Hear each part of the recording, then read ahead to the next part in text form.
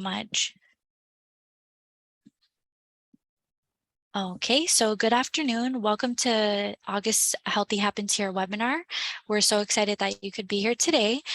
This webinar is a series of virtual webinars that cover a variety of different health topics. We like to discuss nutrition, physical activity, healthy lifestyles, tobacco cessation, and chronic disease self-management.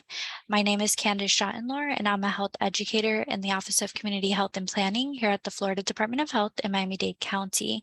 And so just a few housekeeping items before we begin. We are on the Zoom platform, so you guys have the capability to put your cameras on and off.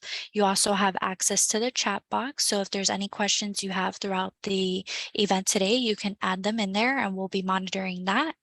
And then also we just kindly ask that you please mute yourself when not talking.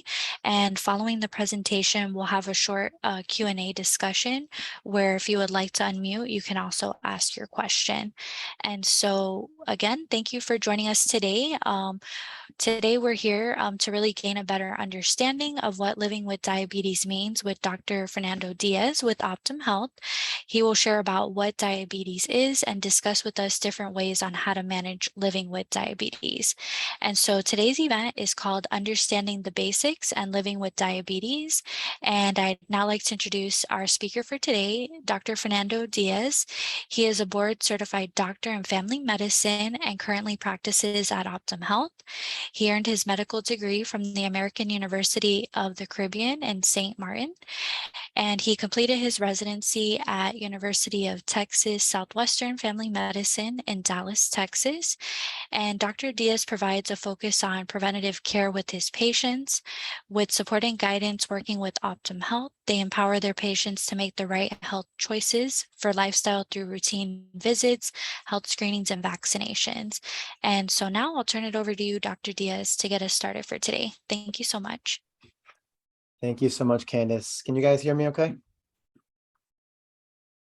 Yes, sounds good. Yes. Wonderful, wonderful. Welcome, everybody. Feel free to turn on your cameras if you'd like. I know it's kind of a strange world we live in now with Zoom, but feel free, and I just want everybody to be comfortable and enjoy the talk. So like Candace said, I started my training in the Caribbean. I actually did a year in the NHS in England, which gave me a really good idea about population health, especially with primary care.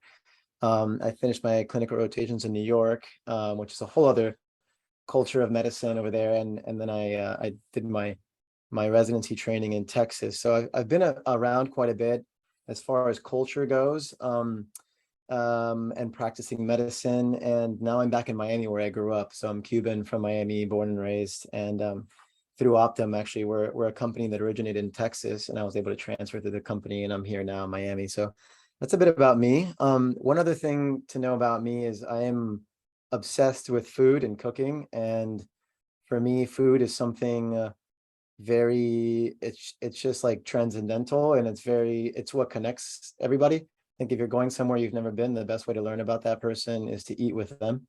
You learn so much just sitting down, literally being invited onto the table and breaking bread with somebody. So I keep that in mind when I talk about all these lectures. And I guess I'll just start with a few little anecdotes as we get into diabetes. But there's an author, he's kind of an anthropologist, I suppose, and he does all kinds of work, but he has a concentration on food for the most part in his writing.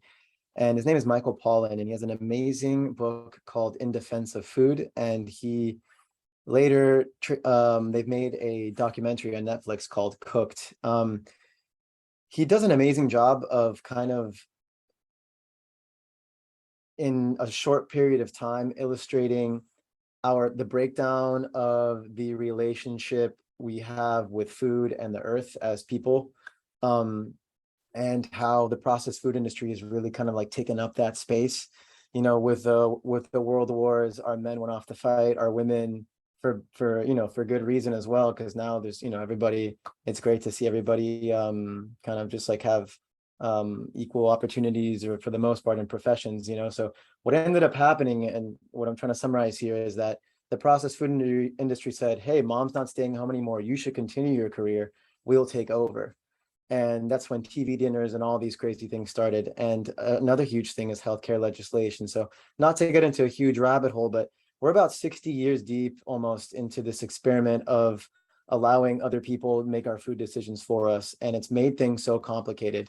And then we've managed to use science in ways, especially with nutrition, to kind of convince ourselves that we can, science our way back to health. And really, the best example is formula. There's really good indications for formula, especially moms that struggle with breastfeeding. And there's countless, it's case by case. But in general, the best thing for babies, mom's milk. And up to now, as far as I know, we've not been able to reproduce that chemically in the lab. So we're so hyper focused on nutrition, on vitamins and all these other things. And really what we've forgotten to do is eat like people ate for centuries before the processed food industry came into play.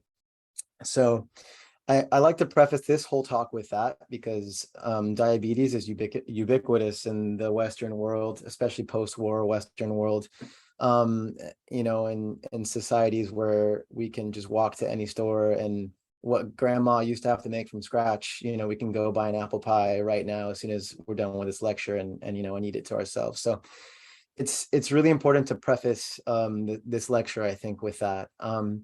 So this first slide, after this one, we can move on.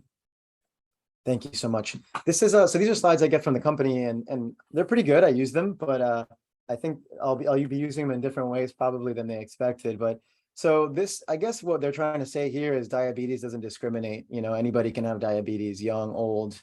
But the fact is, it sort of does. I want to focus on type 2 diabetes today because it kind of dovetails with the phenomenon I just talked to you about culturally of what's happened in the United States with just exercise and nutrition. But I will say a word or two about type 1 diabetes and kind of bring to light some other more nuancy subtypes that won't be the topic of discussion today.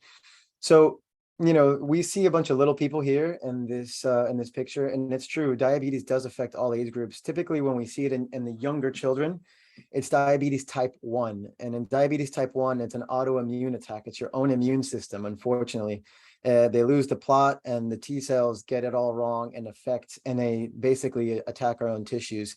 And it's a destruction, to just put in simple words, of the beta cells, which is the factory of insulin within our pancreas. So it's an autoimmune attack on our own pancreas, unfortunately. So when we see our little people with that kind of stuff, kids, unfortunately, that is typically almost always, not always, but through autoimmune attack, it's autoimmune mediated. We've come a long way. This used to be a death sentence a long time ago, but we've come a long way, not just in keeping people alive, but in the ease of operation with type 1 diabetes. So I'll just kind of summarize it quickly now because I want to focus on type 2, but you can see all the commercials now for Freestyle Libre and all these like amazing closed looped ways we can monitor sugar and then kind of have the pump working with it. So those people are doing better than ever, but it's still a huge problem. The vast majority of people though, and it's unfortunate because type 1 diabetes, we can do very little to prevent, but type 2 diabetes, for me, is the nuts and bolts of a lot of the trouble we get into as a society. And is, for the most part, not always, preventable, or at least, you can sort of control it from early on. So, this slide kind of tells us that it can happen to anybody. But when we talk about type 2 diabetes, we're seeing more and more and more adolescents, young people and adolescents that are becoming obese and developing diabetes. But unfortunately, it's not the same across all races and ethnic groups. So non-Hispanic white youths, you see about 4.5 per 100,000, 4.5 patients per 100,000 develop type 2 diabetes. With the Asian Pacific Islander youth, you see just over 10 per 100,000, so already double. With the Hispanic youth, you see 20 per 100,000, so fivefold the original number I gave you. With Native Americans, you see 32.8 per 100,000. And then with the non-Hispanic Black youth, you see almost 40 per 100,000. So it's, when you look at this, there's not one easy way to explain that. It's multifactorial. It's genetic, it's socioeconomic. There's so much going on there. So, but it's just to say that this slide is, it's not, when you look at this, it's not exactly an even distribution, and I wanted to bring light to that. So we can move on to the next slide here. This looks pretty scary, and it looks like something you would have seen in science class that you never want to see again. But I'm going to make this a much more simple conversation, I think, hopefully. And if I don't, you can let me know at the end. But just to go on with what I was saying before, we're seeing so much diabetes even from a younger age now. So it's not, before it used to be a disease of the fourth and fifth decade, maybe third decade, and now we're seeing it in kids that are in their teens even. By and large, obesity and sedentary lifestyle are the biggest risk factors for developing type 2 diabetes. And for whatever reason, in kids, obesity is an even higher risk factor. So it's an unfortunate kind of epidemic on its own, childhood obesity. But one thing that's coming right after it subsequently is a lot of childhood diabetes. So why do we care about this? We can get lost, in the details, but I care about diabetes in general because it causes vascular disease, usually microvascular disease, which is a fancy word of saying little vessel disease. So little vessels are all over our body, our capillaries, the smallest arteries, and those feed at the smallest level the oxygen and the micronutrients to keep all our tissues very healthy. So the ones that are most vascular, the ones that turn over the most, or the ones that are furthest away, are the ones that get affected very easily. So when we have diabetes, we are worried about our tissues suffering from lack of nutrition and lack of oxygen because of destruction of the smallest vessels, because basically you have syrup in your blood. That's the easiest way I can explain it. And the tissues we see get affected the most are some of the ones that are really fragile. The kidneys is a big one, and that's a whole other lecture on its own. You can spend a whole fellowship on that and be a nephrologist, but the kidneys have such an important job in maintaining salt balance, acid balance, and getting rid of toxins in our body, that when those go, usually other things go with them. So, and our blood pressure control has a lot to do with them. So that on its own, you don't want to have kidney issues. We have most famously neuropathy. When you see, a lot of people associate amputations with diabetes, but that's a really late stage thing. Usually it's a neuropathy. So that means that the smallest little nerve fibers, the smallest ones we have are the pain ones. And those little vessels that feed those guys and keep those tissues alive get damaged, and those eventually die as well. So it could be something as simple as a bump to your foot. You don't see it, not anything happen. You broke your skin. But if you're a late stage diabetic that can't feel that, if you're not looking at your feet, maybe you're old and you can't even look at your feet. That's something, if you're obese, it's a possibility. Those things kind of steamroll into disease, into infection, perhaps. The problem is those same vessels that cause the domino effect to begin with can't transmit the antibiotic I give you. So that's how you end up getting an amputation. Let's move on to bigger vessels. So I kind of talk about macrovascular disease, so big vessel disease. For me, it's the heart. We talk about heart attacks and strokes, basically. There's more, but those are the most famous ones, the most memorable ones, the ones you see and don't forget, and the ones you see on TV shows with the chest pain. Those are usually a recipe. It's a disaster with a recipe, but we talk about that recipe as metabolic disease, and usually that's diabetes, hyperlipidemia or high cholesterol, and hypertension, which is high blood pressure. Those three are the main ingredients for the recipe of a big vessel event. And typically they don't come alone. So if you're a diabetic, you're usually predisposed because of whatever got you to that point, you're going to have the other two. So ultimately, big picture, I care about diabetes because you can die from it, first of all, and it won't be a nice one. Or you can really suffer from some really annoying sequelae like pins and needles and nerve pain and eye damage and ultimately kidney damage. And if you think about it, these are things, insults that happen quite often silently for a very long time. We have a saying, a Cuban saying, el golpe avisa, that means that when you hit something, you'll know. Well, not really with this. By the time it hits you or you see something, oftentimes what's been brewing under the surface has been there for a really long time. So for me, this is a disease, just like cholesterol, of decades. It's the disease of decades, whose worst manifestations, it might seem like it comes on to you quite quickly, but that was something that was brewing for many, many years. So to go back to it and close the loop with the younger children, this is a humongous problem, because if you've got diabetes already as a teenager, then your tissues have to be protected for potentially 80 more years or 70 more years. So it adds a lot of complication to, what's already difficult is, maintaining health in the body. So it's a humongous setback, I think, humongous setback. So let's look at this slide here quickly. If I'm going too fast, please stop me, but let's look at this one. What they're trying to draw here basically is showing you the transport of glucose, which is a fancy word for the, the smallest little breakdown product of sugar or carbohydrates. So when we eat food, we break it down into three main micronutrients, and that's protein that we use to build muscles and all kinds of structures in the body, fat, which is actually super important, even though it's very villainized. It helps the structure of our cells, for one. And three, finally, glucose, which is the main gasoline fuel for the body and all the tissues. It's funny because we have keto diets right now, but for me, that's like putting diesel fuel in your, maybe not that dramatic, but it's not the ideal fuel for your body. So this lecture is focused on when you break down food and you extract the sugar from it, and it goes from your GI tract into your blood, what do we do with it? Okay. So when I eat, let's say, a candy bar, all that sugar, it actually starts in my mouth. We have enzymes in our mouth, it's called amylase, and starts breaking down carbohydrates into simple sugars. And that happens in my mouth, finishes in my stomach and intestines, and it slowly becomes such a small particle that it can get absorbed through the wall and into the blood. So now we're at the crux of diabetes. The blood, the sugar is in the blood.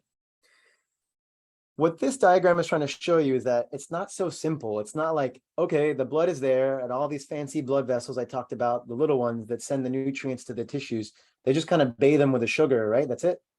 It's not that simple. So once the sugar arrives to the tissues actually have to open a little door, a little channel, and that's done through insulin. So insulin is the key. If you see it on the left, the insulin receptor, that's like a lock. The insulin receptor clicks onto it, turns it, and then that cell can open up and absorb the sugar. What I tell my patients, I do like a really rough drawing. This is hilarious. I have it here. It's got a chicken scratch, but I did it for my patients today. Actually, it's blurred out with Zoom. But anyways, what I equate it to is a bunch of passengers arriving on an island, and the only way to get to the island is through a ferry. So the passengers are arriving, and there's ferries, which is insulin. But I think this diagram misses this point. The true problem in type 2 diabetes is not the insulin. It's the fact that the lock won't respond to the insulin. So for me, I use the example of a ferry boat picking up passengers, and the ferry gets to the island, and normally there's docks there, and all the docks are destroyed. So the main issue with type 2 diabetes is predominantly an insulin resistance. The cells, despite insulin coming, which is the ferry grabbing the sugar, they do not respond to it. So the passengers stay on the boats or on where they came from, and that's how you get a high blood reading. You don't get a high blood sugar from eating a bunch of food necessarily. It's the fact that even after you eat something healthy, the cells can't take it. They can't absorb it. They're kind of like muted towards the insulin. Later on, because of the stress the pancreas is under, I mean, this is kind of making it a little bit more basic to understand, but I equate the pancreas to having like a thermostat, like our AC at the house. Imagine if your AC thermostat at the house never registered the house is getting cooler, so it never turns off. So in this situation, since the insulin arrives at the cell, but it can't open it to allow the glucose in, the glucose stays behind, and the pancreas is like, what is going on here? So it keeps producing and producing and producing. So in late stage type 2 diabetes, it ends up looking like the type 1s where it's an insulin production problem because the pancreas burns out. But typically speaking, the hallmark of early type 2 diabetes, usually when it's silent, is a resistance to the insulin in the first place. You can go to the next slide, please. Okay, so this is kind of what I was just talking about.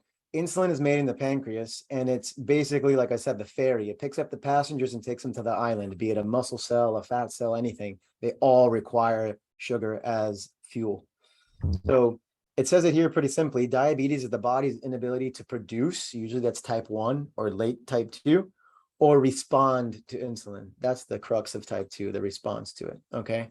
And those passengers staying behind in the blood is what causes the high blood sugar reading. You can move on to the next slide. So the funny part about this is I'm a geriatrician. I work mainly with people in their 6th, 7th, 8th, 9th, even centenarians, decades of their life. And it's sort of people who've already been diagnosed often. Sometimes they get new diagnoses, but there are people that are kind of past this part, you know? And the unfortunate part for me is I already painted the picture of teenagers, you know, possibly getting diabetes.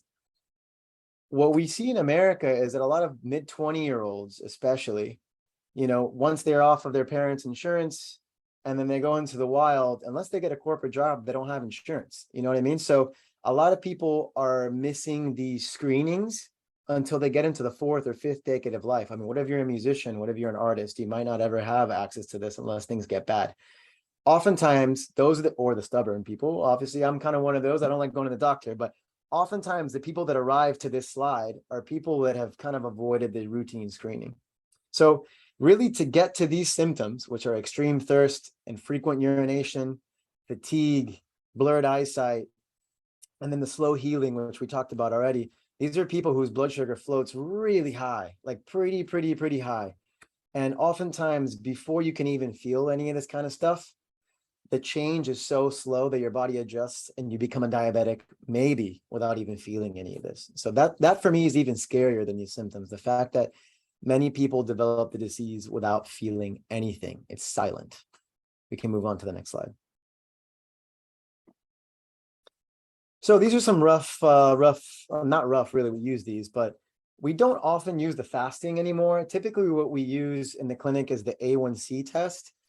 The way I explain the A1C versus the glucose test is that the glucose is kind of like a picture and the A1C is more like a movie, or at least a summary of a movie. It tells me about your sugar over roughly a 3-month period. The best way to describe this is that the A1C measures how much sugar is stuck to your red blood cells. So when I take your blood out for a blood sample, it's amazing. I don't know how they do this. This is above my pay grade, but they look at the cells to see how dirty they are with sugar. So it's kind of like, you know, when you're driving your car around and you haven't washed it in a really long time and somebody says, wash me. Well, the red blood cells of a diabetic is very similar. There's a bunch of dust, which is the glucose that sticks to them, and the A1C ends up being higher. Okay. So I'm going to talk to you a little bit about the nuances of how to use both of these in tandem, but for the sake of diagnosis, if I get 2 6.5s in a row, you are a diabetic. Okay. So we can move on to the next slide. Okay. So a lot of times I'm kind of skipping along here, but let's talk about treatment. So about 10 or 15 years ago, not even, when I was in residency, our options for oral therapy were really limited. So there's one tried and true that we call metformin, and the main thing that metformin does is helps with insulin resistance. So in a way, it's an antidote for the main problem of type 2 diabetes. But we don't have to go as far as therapy. When we talk about managing diabetes, let's say somebody shows up to my clinic and they get an A1C of 6.2 or 6.5, or they're kind of trending up over some time. I really do a big appraisal of their life. I live in Miami. I think most people here probably live in Florida. I'm not entirely sure. But in Miami, we drive everywhere. And then when we drive there, we get mad that if we can't find a parking space near the door. When I lived in New York, I used to have to walk a mile to the train, then a mile after the train. And it was kind of nice. Like, it was just different. It's built for walking. So especially in a place like Miami, we have lots of like delicious cuisine and culture and Cuban food and all this stuff. But we also drive everywhere and don't walk. It's not a city built for walking. You can be walking and the sidewalk literally ends. So what ends up happening is we are really lacking just basic movement. And then all the other food things I alluded to previously. So for me, there are two really low-hanging fruit, and anybody who's uptrending, and it's their physical activity and the way they eat. So I guess we can just talk about food here quickly. You might be stunned that I'm going to say something like this, but like, I don't believe in the word diet. I don't believe in it. There are a few indications that require diets. So a few rare neurologic disorders where people get, seizures in children, some pediatric cases, we use keto diets for that, for example, but I wouldn't recommend it to anybody else. And then what ends up happening is most people do a diet and they don't sustain it. The best diet's the one you can sustain. So, and for me, it's kind of blasphemous because I like to celebrate food. And I think that we're losing a huge life fulfillment thing when we start to villainize food because of a disease that we caused by eating food poorly. So I like to use one sentence that I'm going to steal from Michael Pollan in that exact documentary I talked about. And he says, eat food, real food, mostly plants, not too much. And an easy way to do this is take an appraisal of when you go to the grocery store. Most of the food that you buy should be from the periphery of the grocery store. And if you think about the periphery, what's the periphery? We have fruits and vegetables, we have meats and dairy, and then on the other side, I don't know, it depends where you shop, I suppose, but it's all the real stuff, is on the sides. Some things you got to buy in the middle, of course, but if you're backwards, if most of the things you're buying from the frozen section or from the processed food section, and then this is just supplementary, you'd be shocked how many people eat that way, and they're backwards. So that's a simple way to start. And just how much you're eating. A lot of our plates are way too big. So instead of saying don't eat rice and don't eat pasta, which for me is just like, it hurts my heart to hear that somebody's denying their own culture. Like I can't imagine an Italian person saying don't eat pasta if you're diabetic. It's more just take an appraisal of, is the food I'm eating real, and how much of it am I eating, and is it mostly plants? And if you're eating mostly plants, you can still have those other, I think we do a good job villainizing macronutrients. In the 80s, it was fats. There's a Seinfeld episode where they have a frozen yogurt place that started selling zero fat yogurt, and everybody started eating it and they all gained weight. And it's because there was still sugar in it. In the 90s, we got obsessed with carbohydrates, and that's when the Atkins diet came out. And now we're sort of reverting back to that, but in a little bit healthier way. But villainizing macronutrients is what a lot of people ask me to talk about, and I absolutely refuse. So eating less, mostly plants, and big low-hanging fruit are things that your body does not have to work to digest. So are you having juices are not good. Like an American diner style pint of orange juice is not part of your complete breakfast, like the Kellogg commercial used to say. There's an unbelievable amount of sugar and juices, and you lose all the fiber of eating the actual fruit. So juices are a big one, and we give them to our kids since they're small. I remember going to public school in Miami, and they had these like no-name mystery pouches where you have to plug in a straw, and it was just, I think it was orange juice. I have no idea, but we're giving that to our kids. Sodas is a big one. When I lived in Texas, there's sodas I never even knew about. One of them is called Big Red. It looks poisonous, but people drink it and they love it, and it's part of the culture. So those are for them slightly non-negotiable, but for me, it's like such low-hanging fruit.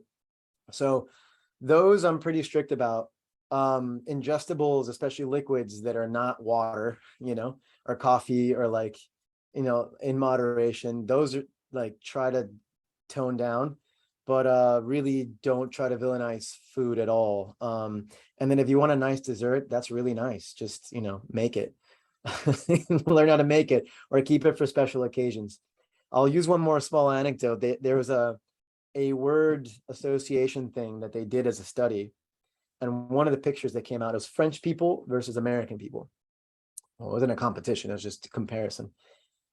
And the French people were shown a card that came out that it was a chocolate cake. And those people said, oh my God, celebration, or delicious, or decadent, And the American people were like, oh God, cheat day, or oh, sinful, and all these really terrible connotations and relationships to it, but it's just so reactive. So the unbelievable reality is that we obsess about food more than most places in the world, but we have like the least idea of how to actually eat, and we've just complicated it. And then now with Instagram and everything else, we become so obsessed with vitamins and nutrition and all these other things that are not the answer necessarily. If you're eating a really well-balanced, colorful diet of mostly plants, you don't need any of that stuff. So, we're bombarded with information, and I think really we're just overcomplicating it. So back to the management of diabetes, looking at your diet and the low-hanging fruit first, and not making radical changes. And too many doctors see 30 patients a day and in 5 minutes say, stop eating this and stop eating that. Is that really going to work? I don't think so, and I think that acknowledging people's love for food and their culture and saying, I get it, I understand, but let's see how we can sort of mold this is a better approach, and doing it slowly so that it's sustainable. The next thing is movement. And, like I said, in Miami, we drive everywhere. A shocking amount of people don't move, and cleaning your house and doing physical labor doesn't count. Like, you need to be outside. You should be in, there's many ways to trick yourself into doing exercise. I love hiking and being outside. So even if it's walking or just going somewhere nice, even if you have to drive the car to somewhere, we live in Miami, drive to the beach, like how often do you do that? And if you can walk for 30, 40 minutes a day, when your muscles do work, they produce more insulin receptors. They produce more DOX. They produce more LOX, however you want to think about it. So exercise actually acts kind of like a metformin. And if you did that for 30 minutes, I don't even want to say every day, but for the majority of the days, if you did it every other day, you would see a huge, it's first of all, it's empowering because it's in their hands. It's not a drug that I'm giving you, but it's also just like it's the antidote to the real problem. So anyways, low hanging fruit, keep it simple, get rid of the things your body doesn't have to work to digest, and then just start moving, even if it's walking. When it comes to drug therapy, I'm pretty aggressive when it's early in life, and people might ask why. And it's because a lot of these diseases, metabolic diseases, whether it's high cholesterol or diabetes or even high blood pressure, a lot of people don't fall into the insurance scheme until their fourth decade or late third decade, and it's already been happening. And a lot of people, I show them the lab work and they don't believe it. It's a full-on denial. It's like, oh, but it's new to them, but it's not new to their body. They're emotionally just getting to understand it, but their body's been dealing with this for a while. So I sort of equate it to like throwing you into a moving like water with a current, and you're waking up in that current and deciding, oh my gosh, I can get out of this, right? But the problem is, however long it took us to figure this out is how long you've been drifting away. Is it possible to swim out and get to a ladder? Probably, but whatever got you to this point sort of implies that you're not a good swimmer to begin with. So while you learn how to swim, I prefer to start therapies, even if it's just oral therapies, because you're giving your body a break. You're allowing your tissues to absorb that glucose. And while you learn to swim and learn to get your diet under control, while, by the way, being a parent, taking care of kids, maybe taking care of, there's a lot going on. This is how people get here. I'm not naive to that part either. So it's kind of like, I'm aggressive once you're diagnosed because I want to give your body a break while you figure out how to swim and get back to shore. And I've had many cases where we take medicine off and people are fine with diet and exercise, but I'm not sure they would have gotten there without aggressive therapy in the beginning. And sometimes, ironically, those are the people that are hardest to negotiate with, because for them, it's such a shock and emotionally new, and I'm young, and why pills, etc. So I won't get too deep into the management other than that. I will talk about two new drug classes before we move on that have changed the game completely. Luckily, now when you do a diabetes study for a new drug, you have to check for the drug's outcomes. And a lot of times we look at cardiovascular outcomes and kidney outcomes. And there's two drug classes. I'll just use the brand names, not because I believe in any certain brands, but because these are the ones you would have seen on TV. But when you hear about Jardiance or Farxiga, those are pills, and they're called the SGLT2 inhibitors. And that's a fancy way of saying that they open up a little back door in your kidney and you pee out sugar. And there's another class, which is Trulicity, or Ozempic, those kinds of things, or Rybelsus, and those are the GLP-1 agonists. And those are a little bit more sophisticated, but they work on the hormonal axis between the brain and the body and the stomach and the pancreas, and help you manage those big spikes after eating. So these two medicines have really helped us, because both of those medicines actually help with cardiovascular and kidney outcomes. Specifically, when we look at the Jardiance and the Farxigas, one of the main complications of diabetics is the kidneys. They help improve kidney function. So much so that now they are indicated as full-on CKD medicines on their own, and they help cardiac function so much by working like a mini diuretic. You're peeing out sugar and water. They help blood pressure and people with CHF of any flavor. So I think we've really gone to a new level with diabetes drugs. It's a miracle, honestly.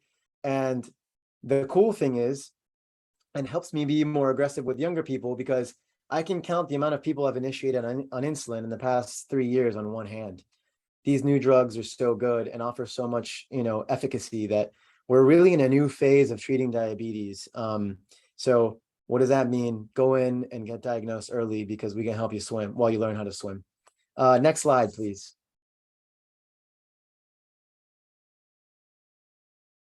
Okay, so this we can skip this one quickly, but this kind of highlights the way I described the A1C. You can see on the right-hand side how there's more dust. Those red blood cells will be really dusty after 3 months. And when I measure your sugar, that'll be reflected in the A1C. Okay, so we can move on from this one. Next slide, please. Beautiful. So since I treat oldies, this is a huge one for me, because a low sugar is effectively like almost like a mini stroke. It sounds dramatic, but they're very dangerous. There's kind of a cliche, and it's a cliche for a reason. A high sugar won't kill anybody today, probably, but a low sugar can.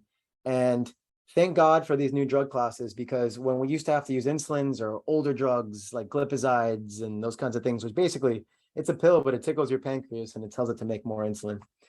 Those medicines, when you take them and don't eat, can give you low blood sugars. So really, usually low blood sugar is caused by over medication, or taking a medicine that can make your sugar lower and doesn't discriminate, and you not eating. So once you're diabetic, especially if you're on one of those kinds of medicines, I spend a lot of time educating people on the signs and symptoms.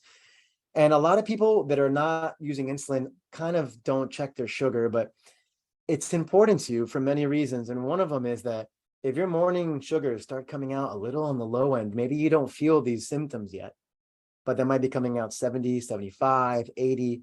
If you're older, I don't need you down there. I don't need you down. Remember, this is a disease of decades. If you're 70 or 80, we only have to worry about 2 or 3 more decades of control. Whereas if you're, where you're younger and more aggressive, it's more important. But I don't want to risk the potential damage of a low sugar in someone old. That could be devastating, just for the sake of control. So there's a lot of education that goes into this, but so we're a lot less stringent on our goals as we get older, because we want a bit of a buffer from these are just symptoms, but really in the end, it could be really, really dangerous for your brain. This is it's kind of like driving your car without gas. So typically the most common complaint that I hear is sweating and confusion and dizziness. And the scary part is that often it happens in the middle of the night, because you haven't eaten in 8 hours. So if that happens, then we'll talk about management in the next slide. Just eat anything, honestly. A donut, drinking stuff is the best. You could buy those like glucose tablets at CVS if you want to get fancy, but this is the one time I want you to drink a Coca-Cola or a Yoo-hoo or something. That's really good because it's direct. But candy bars, candy, Yoo-hoos, that kind of thing. If you feel really hypoglycemic, you need to act immediately, and then call us so that we can help you manage it. It could be maybe you're finally learning how to swim, and the regimen we have for you is too aggressive for your new lifestyle. So this could be a marker of a good thing, actually, but it really requires everybody to be in cahoots, and it being a two-way street. We can move on to the next slide. Okay. Yeah, I mean, these are some good ways to do it. Ironically, strawberries are pretty low carbohydrate. It's good for diabetics to eat, but yeah, an orange juice, any candy, these are all good things. We can move on from here. Beautiful. Now, hyperglycemia, like I said before, sometimes people's sugar, it happens so slowly, and the body's so good at adjusting that many people walk in undiagnosed, and their fasting sugar could be over 200, and their A1C could be over 10, which is extremely high. And often they don't even feel any of these symptoms, or maybe they do, but they're so subtle that they can't even tell. So these are good to know, but I think it's less of an acute emergency, usually, that this might be, if you know somebody who's going to these, point them to a doctor if they've never been to one. But typically they're less emergent and less kind of acute. This happens slowly over time. It's not like you go from a sugar of 100 in the morning to 200 the next day, so these are a little bit more cryptic, but this is the kind of things you'd see. Once your sugar gets really high, it spills over into your urine, so it makes you urinate a lot. So lots of people go to the bathroom a bunch. If you know someone that's like, gosh, I can't stop peeing, that makes them thirsty in turn.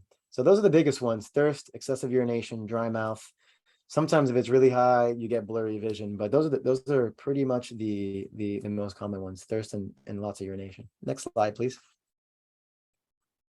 Okay, this one we can kind of skip. It's kind of random. So that's pretty much it. And I guess this part is kind of getting you towards us, but really anybody just get a primary care doctor. That's another thing we're not good at in America, is having primary care doctors to quarterback your lifestyle. So this is my pitch for my profession. I'm a family doctor. I was trained in from babies to old people, but internal internists as well are primary care physicians. You need somebody to quarterback your healthcare, especially if you have many complications. But early on, the sooner we can diagnose issues like this that are quite silent, often diabetes, hypertension, high cholesterol, the sooner we can help you, and the more likely you are to be able to swim to shore and get out of the fast moving current. So that's my pitch for primary care. This is my very surface level conversation for diabetes, and I hope I didn't miss anything. If you have any questions, we have some questions that people have submitted and I'll get to, but if you have any questions, please let me know, and I'd like to open the floor to anybody for comments or complaints or anything you'd like. Thank you so much, Dr. Diaz, for sharing that and breaking it down very simple. Let me go ahead and see if there's anything in the chat, but I know that we did receive some questions earlier from registration. And so the first one was discussing, can diabetes be reversed with diet and exercise? And I think you touched on this a little bit. Yeah, so that's kind of, I always use the analogy, like I said, of it's like you woke up in the middle of a moving current, and it depends how far you've drifted, and everybody is different. So I think that it's the solution either way. I don't tell everybody, I kind of sell it to everybody as it being possible, of course, doing it with medicine or the lifestyle changes alone. But typically, especially if you're early in life, you might be a good candidate to be treated with medicine as at least for a little while, to help you while you learn how to swim. But it's certainly possible. It's certainly possible because that's how we got there in the first place, right? So Thank you so much for sharing that. And I think this leads into a good one. Somebody had asked, what do I need to do to lower my metformin doses? So I think they're kind of thinking of different ways to prevent diabetes. what can I do to lower my metformin doses? That was the question? Yes. Okay. So typically, metformin's a funny one because the dosage is so high. It's, for whatever reason, the standard dose, if your kidneys are working perfectly, because that's, people with late stage kidney disease, we have to dose things differently and or avoid it completely. But metformin is a scary looking dose. It's 1,000 milligrams twice a day. And it's like, whoa, whoa, whoa, whoa, my amlodipine is 5. Why are you putting me in 1,000 of this thing? And it's just how it is. But what I typically do for people, metformin, if you can tolerate it, is the foundational treatment basically, when we're talking about prescriptions in the pyramid of how I treat diabetes, because it helps with insulin resistance. If I have to add on other therapies, it's synergistic with it, including your diet and your exercise. So we can always take you off and do an experiment, but basically what we would see is, if you're doing really well with the way you eat and exercise, your A1C would trend down. And if we see it trending down lower than we'd like it, even going back to normal ranges, then we can take it off. But that is usually, once we've gotten into the realm of therapy, one of the last things that I would remove. Because remember, this is one thing that a lot of people, a shocking amount of people, aren't taught about their own medicines, is that metformin, for the most part, has other mechanisms of action, but the main thing it does is it's the antidote to the main issue of diabetes, which is insulin resistance. I'd Thank you always do so it with a much doctor. for Yeah, sharing that. no problem. And I do see there's another question in the chat. Courtney's asking, what A1C would you consider as pre-diabetic? And is the A1C home test the same as the one you do in the office? Really good question. So typically pre-diabetes range, land starts at 5.7, and then 6.5 is diabetes and above. So that's kind of the realm. A shocking amount of people live around 5.7, like a lot, like my age even. The at-home test probably will never be as accurate as a true laboratory test, but it can point you in a direction, and if it's a little bit fuzzy, then I would recommend speaking to a doctor for sure. But those things aren't bad, because if that empowers you to go and make a lifestyle change because you have rock solid evidence even in your house, I mean, why not? See, we have a couple. And let me see. I see, is cauliflower rice a good alternative when looking at diet?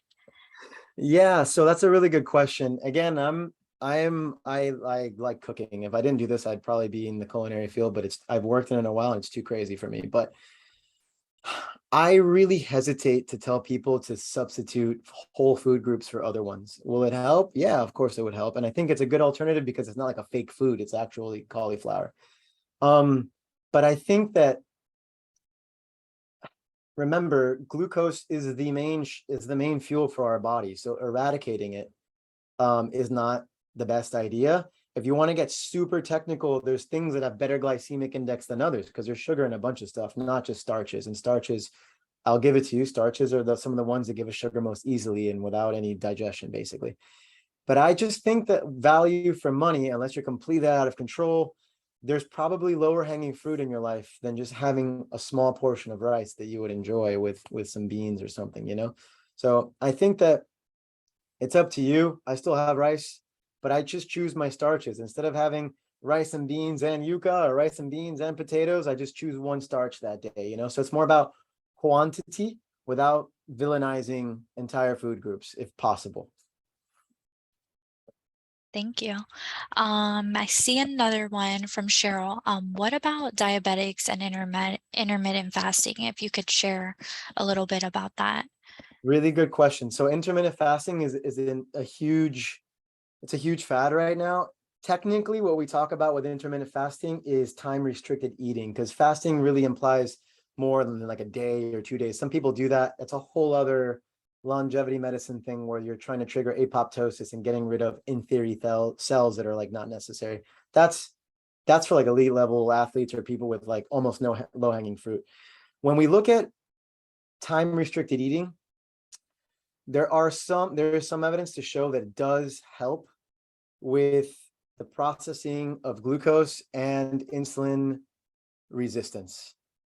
But there is also evidence to show that if you're not timing that well with exercise and movement, that there's actually some complications as well. So for example, in like weightlifting, or like in like the fitness world, it's a big thing now, intermittent fasting. But if you're not doing enough weight training or enough activity, because the activity is what dictates how we use the fuel, right? And if we're using it to build muscle, oh my God, we're doing an exercise that requires more muscle. By the way, muscle costs the most to maintain. So the more muscle you build, the more sugar you're burning off all the time. So I would recommend weight training to everybody. I'm not saying like throwing weights in the air, but limited weight training with good technique is good for all age groups. But there is some evidence to say that with time restricted eating, if you're not backing it up with a good exercise regimen that's telling your body, hey, whatever comes in, put it to muscle, the first thing that you're going to shed is muscle. So your body's trying to like do the economics of, oh my God, it thinks that you're starving or in a desert for 12 hours. So it's like, oh my, what do I need to get rid of first? And it ends up getting rid of muscle mass potentially. And they've done DEXA scans, which are bone density scans on people doing time restricted eating. And there's evidence to suggest that if you're not doing the right kind of exercise with it, you can lose bone density. So I leave that for younger people who are really active. Like I work in geriatrics. So like I try not to recommend this kind of thing because it's a little bit more technical. and it's sort of new school, and we don't have a ton of evidence to steer us in like a very clear direction.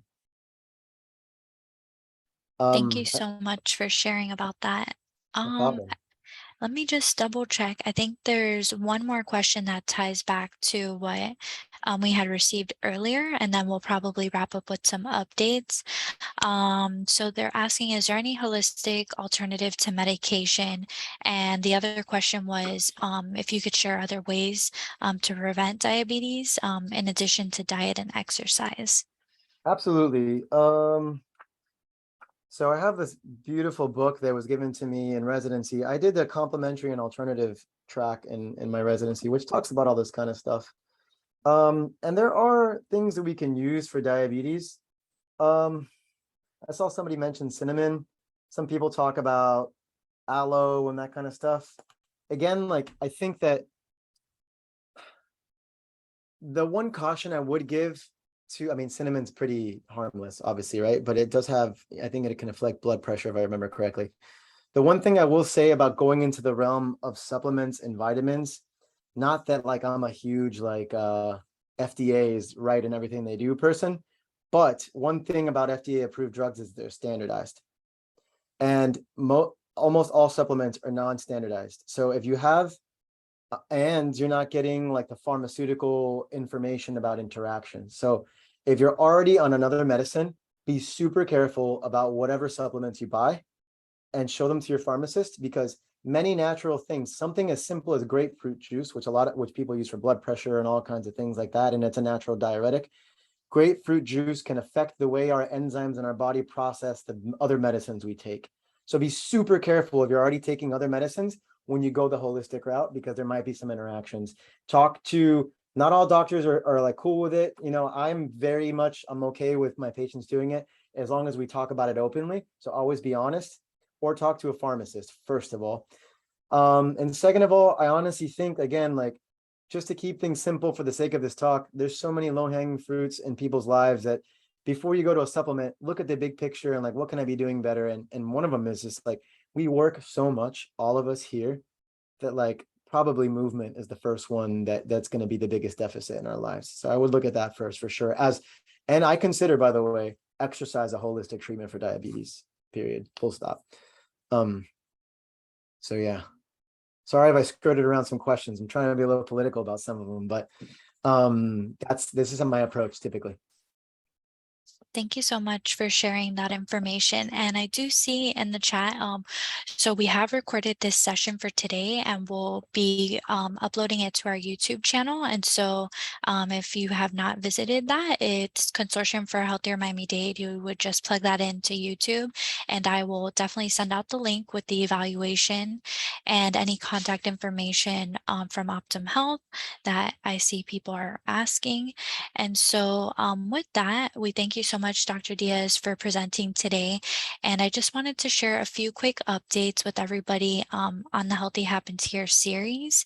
And I went ahead and added the evaluation. If you guys have any other suggestions for future webinars, please feel free to share them. We definitely take your feedback into account for future events. And I also wanted to share with the Florida Department of Health in Miami-Dade County, we're also looking to work with different faith-based groups for faithful families, thriving communities.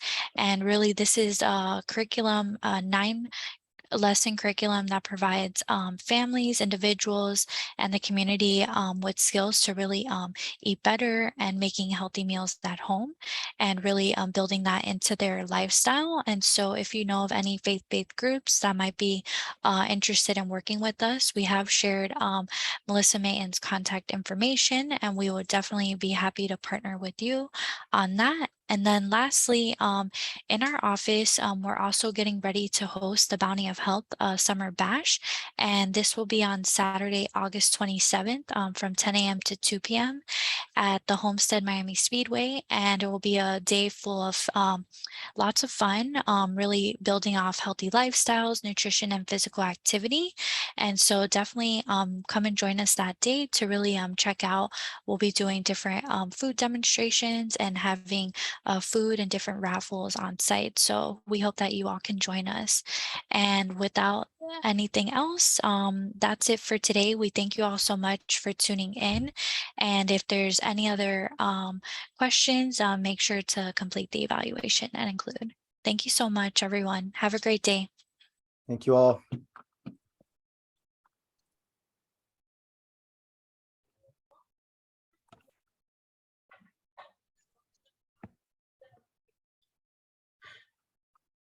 And I'm seeing, yes, we'll be able to have access to the recording. I'll be sending out an email with the follow-up for that. Thank you so much for joining today. Bye, guys. Have a good one. Thank you. Bye-bye.